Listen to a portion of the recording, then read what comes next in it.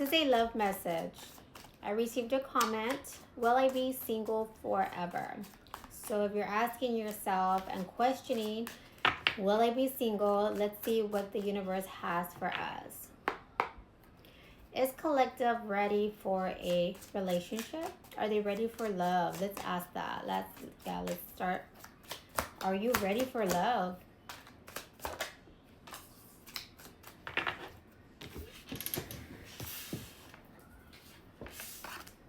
I have the Four of Wands and the Four of Pentacles. Okay, these are like complete opposites. The Four of Wands is you are romanticizing a beautiful connection. Look at all of the colors, the celebration, rainbows, angel, celebrating marriage proposal. And I did receive the Four of Pentacles. However, look at you, sad, holding on to a memory, holding on to pain, something from the past. This could have been you experienced firsthand a lot of betrayal when it was with your parents, or even with friends, with siblings, or even you yourself. Like you first-handedly experienced a traumatic experience, kind of like a lot of betrayal, back and forth. Yeah, it's giving me needing to heal and release that.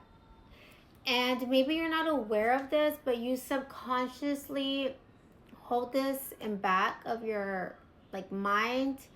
And it's not that you're thinking of it throughout the day or anything, but when it comes to maybe you in a relationship, or if you've been in a relationship and you kind of sense or feel like this pattern that reminds you from the past kind of brings like a knot, or it brings in something like, wait, are they being truthful? Are they doing something behind my back? Or I haven't received a text. They haven't texted me. It's been too long. It's kind of giving me like that, like you subconsciously pick up on these like little red flags, and they could be red flags, or they could be your mind trying to protect you because of a past situation. So when your nervous system is trying to protect you from something from the past, it creates all these scenarios. So anytime that something resonates from that pain or that past memory, the nervous system brings it forth like, this is not right. Like, get out. It's a red flag. Or yeah, it's kind of like giving you the signal, and your body tenses up, or you have like a chest pain, or you just have it in thought and you're just thinking about it. So it's giving me, yes, you're wanting a connection, but you're blocking it because you're needing to heal, completely heal yourself, and open up to the idea of a meaningful connection. It's giving me like maybe you are thinking that all relationships are the same, or something's bound to happen, or yes, what if I'm in a really meaningful connection, but what happens when it's over? Or what happens if I had to let go of the person because of something, that's heartbreaking? You're already thinking of kind of like when you're not even married, but you're like, okay, I want to get married. Oh, but if I get married, the divorce is going to be so much excessive. It's like you're already projecting the end of the relationship. Does that make sense? Yeah, so that's the blockage here. Needing to open up yourself to love. Let's clarify. What's holding collective back from love? What is holding our collective back from love?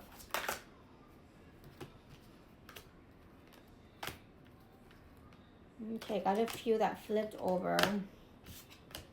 What's holding the collective? We do have the Page of Wands. Needing to take action and put in the work to heal, to find spark again. It's kind of like find unconditional love within yourself in order for you to reflect that. I had to do my own work when it came to healing myself. I was very naive, yeah, and I felt like I didn't have boundaries in my first relationships, and it caused a lot of conflict because it made me feel like I had to shrink myself, or I had to accommodate, or I had to kind of like avoid my emotions and my feelings because I felt like they're very overwhelming and burdensome. So I kind of like shrunk myself in a relationship and accommodated to other people's needs. And this is also like in friendships and past like romantic relationships. And it's kind of like do that healing energy work where you are going to provide unconditional love, where you build self-trust with yourself, when you automatically have this awareness of what you tolerate and what you don't. Because when you have unconditional love for yourself, you respect yourself. Something that is very disrespectful, you just don't tolerate it. And when you don't have that unconditional love, which is why there's toxic relationships, you tend to, okay, it's okay, you can, I'll give him a chance, or I'll give her a chance, I'll be better. It's kind of like you still give in. But when there is unconditional love, you automatically detach yourself completely, because your boundaries are set completely different. You don't even think twice about it. And that's something that I've experienced. How can I just detach without any emotions? But it's because when you do a lot of meditation, affirmations, healing, when you love yourself and validate your feelings, self-love, self-healing, self-compassion, you forgive yourself for the past, it's very different. Any type of respect is, you know what, I do forgive you, but that's it. Like, there's no meaningful connection there. I need someone that's going to match my energy. When it comes to friendships, when it comes to any type of relationship, your standards are just completely different. So needing to do that inner work in order for you to trust yourself and open up to a connection. In order to trust the connection, yeah, we do have the Empress.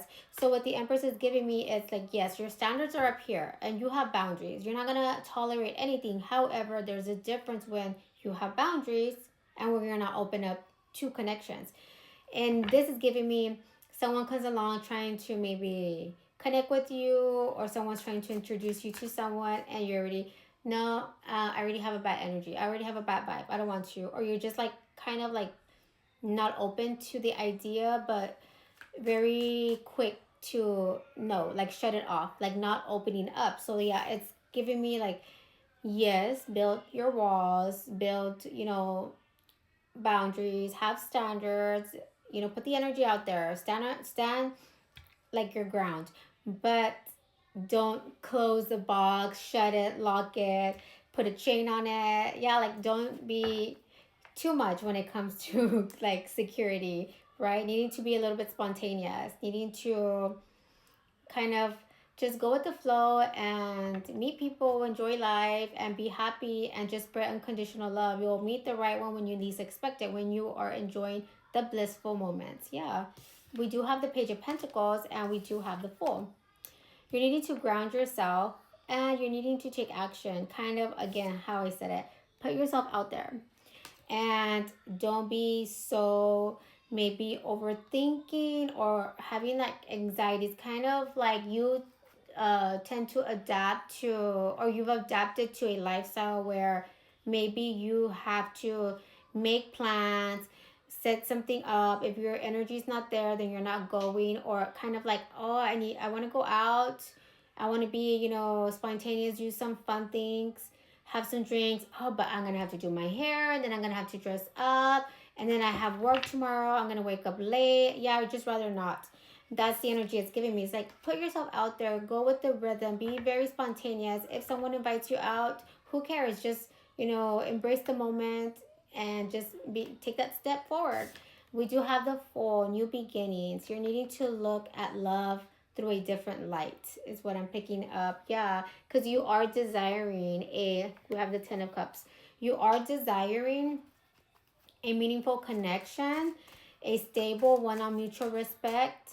But in order to create that and call that in, you're needing to build that with yourself. Maybe you have healed, but it's giving me needing to do like a deeper dive and reflect why you could have this block. Is like, what is the emotion behind it, or what is the memory? Write it down and kind of analyze and find your way and find new ways of thinking of love. Yeah, that's what I have for you. Let me know how this resonates.